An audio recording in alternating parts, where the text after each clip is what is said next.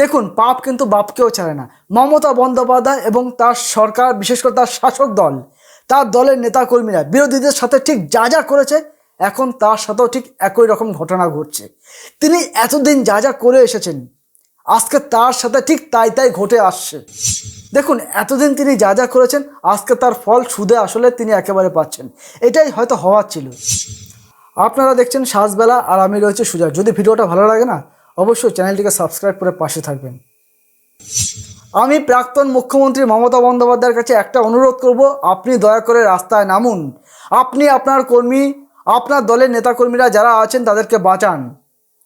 আপনার একাধিক party office ভাঙচুর হয়ে যাচ্ছে, আপনার একাধিক পার্টি অফিস দখল হয়ে যাচ্ছে, আপনার একাধিক কর্মীরা তারা বাড়িতে থাকতে পারছে না, তাদের বাড়িতে গিয়ে ভাঙচুর করা হচ্ছে। আপনি দরকার হয় রাস্তায় নামুন, আপনি আবারও রাস্তায় নামুন, সেই সমস্ত কর্মীদের বাঁচান।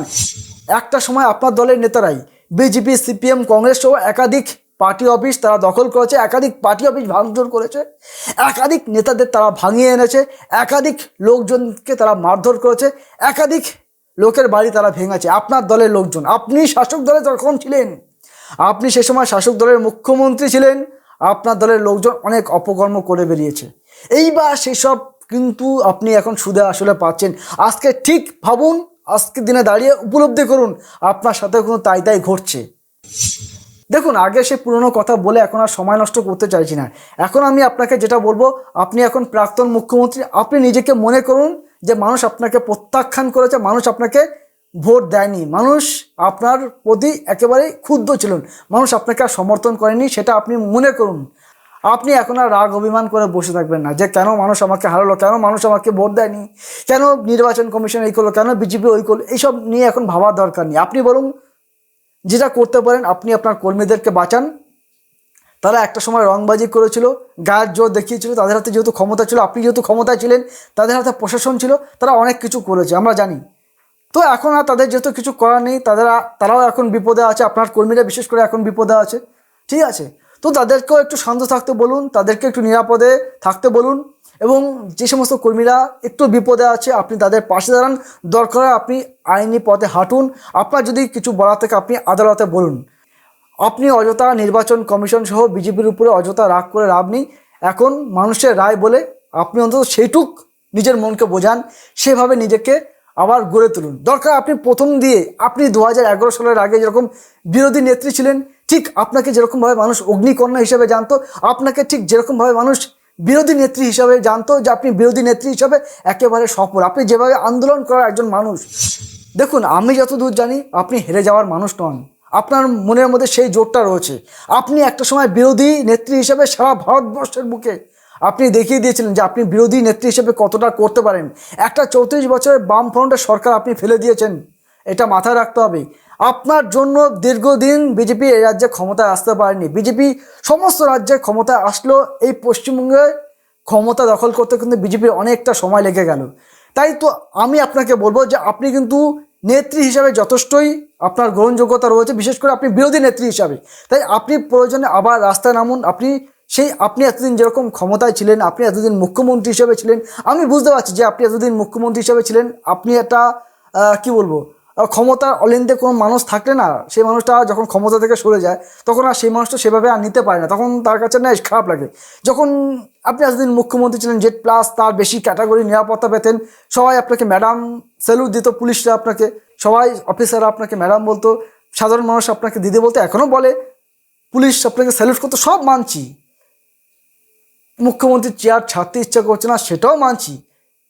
মুখ্যমন্ত্রীর চেয়ার চলে গেছে, সেটার জন্য খারাপ লাগছে, আমি মানছি, এটাগুলো হওয়াটাই স্বাভাবিক, এটা নিয়ে এটা যে নতুন কিছু তা নয়। কিন্তু এবার আপনাকে বলবো, আপনি এবার রাস্তায় নামুন। আপনার বিরুদ্ধে যেরকম মানুষ প্রতিবাদ করেছিল, আপনার সরকারের কাজকর্ম নিয়ে যেরকম মানুষ আঙুল তুলেছিল, আপনিও প্রয়োজনে সরকারের বিরুদ্ধে আঙুল তুলবেন, আপনিও প্রয়োজনে সরকারের বিরুদ্ধে কথা বলবেন, সবই ঠিক আছে। এখন যেটা দরকার, আপনি আপনার কর্মীদের পাশে দাঁড়ান, কারণ তারা এখন বড্ড বিপদে।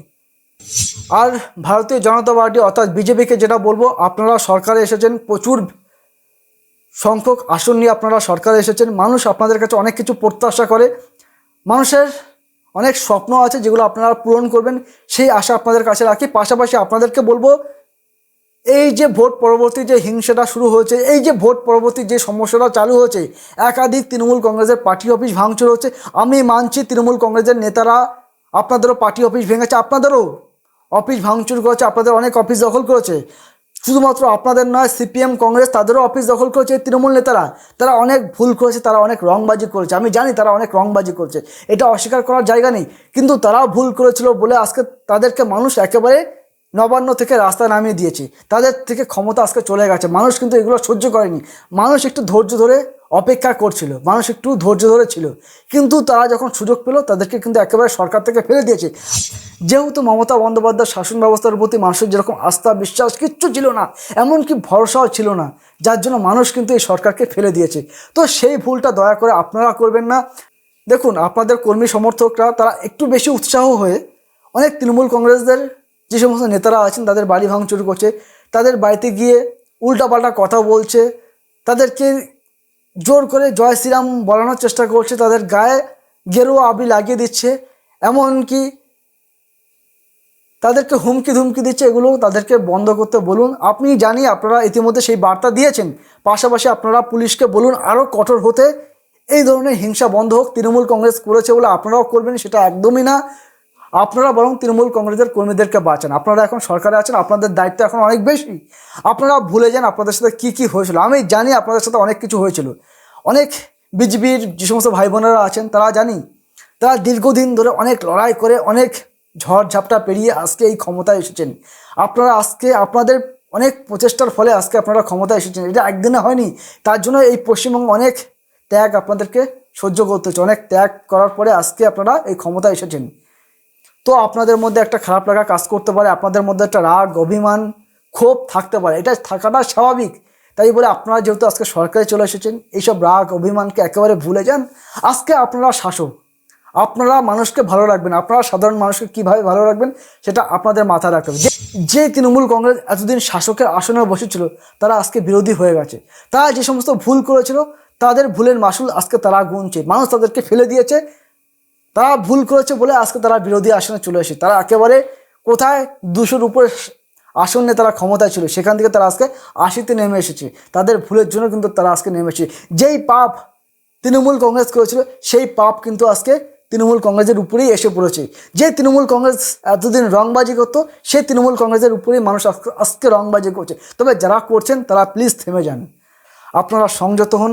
তৃণমূলকে তৃণমূলের মতো করে রাজনীতি করতে দিন, তাদের পার্টি অফিস ফিরিয়ে দিন, তাদের বাড়িতে যাবে না, তারা তাদের মতো করে রাজনীতি করুক, তারা তাদের মতো করে ভাবনা চিন্তা করুক, আপনারা আপনাদের মতো করে রাজনীতি করুন।